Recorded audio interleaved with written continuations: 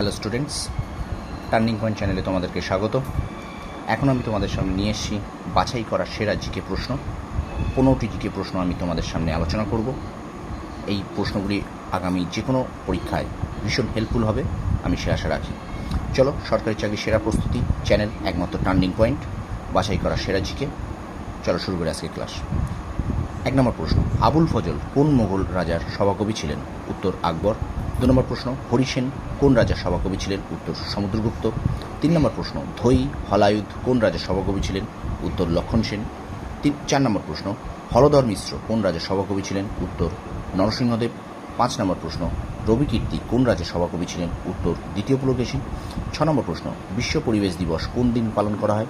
উত্তর 5 জুন। 7 নম্বর প্রশ্ন, আন্তর্জাতিক যোগ দিবস কোন দিন পালন করা হয়? উত্তর 21 জুন। 8 নম্বর প্রশ্ন, কোন যন্ত্রের সাহায্যে গ্যাসীয় পদার্থের চাপ মাপা হয়? উত্তর ম্যানোমিটার। 9 নম্বর প্রশ্ন, সান্দ্রতা মাপা হয় কোন যন্ত্রের সাহায্যে? উত্তর ভিস্কোমিটার। 10 নম্বর প্রশ্ন, তাপের বিকিরণ মাপার যন্ত্রের নাম কি? উত্তর রেডিও মাইক্রোমিটার। 11 নম্বর প্রশ্ন, বায়ুমণ্ডলের কোন স্তরকে ক্ষুব্ধমণ্ডল বলে? উত্তর ট্রোপোস্ফিয়ার। 12 নম্বর প্রশ্ন, বায়ুমণ্ডলের কোন স্তরে জেট প্লেন চলাচল করে? উত্তর স্ট্র্যাটোস্ফিয়ার।